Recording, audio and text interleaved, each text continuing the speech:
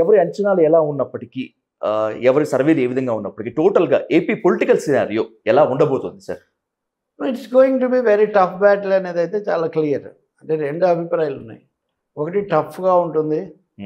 ఎవరు గెలిచినా 90 నుంచి 100 లోపల ఇలాంటివి మామూలుగా మనం మీడియాలో వింటుంటాం. కానీ ఆంధ్రప్రదేశ్‌కు ఆ తర్వాత తెలంగాణకు కూడా ఒరవడి లేదు. హంగ్ తీర్పులు లేకపోతే అనిశ్చితమైన ఫలితాలు ఇచ్చే అలవాటు వాళ్ళకి లేదు.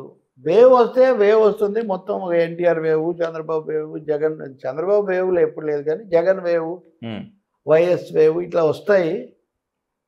లేదంటే మటుకు వాళ్ళు ఏదో ఒక నిర్ణయం అయినా ఖచ్చితంగా వస్తుంది. తెలంగాణలో అయినా కేసీఆర్‌కి అలాగే వచ్చింది.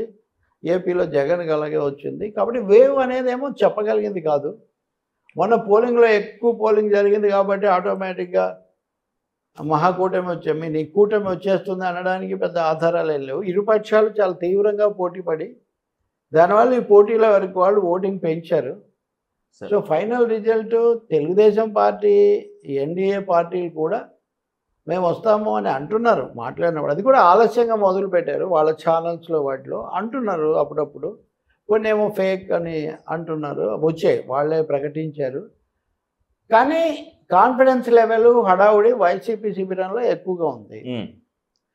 బీజేపీ కూడా వీళ్ళతో టచ్లో ఉందనే అభిప్రాయం ఎక్కువగా ఉంది. పోటీ ఏమో వీళ్ళతో కలిసి చేసినప్పటికీ ఓకే సార్, దీన్ని మీదేసుకొని ఇంతవరకు ఏ బీజేపీ నాయకుడు ప్రముఖంగా మాట్లాడలేదు.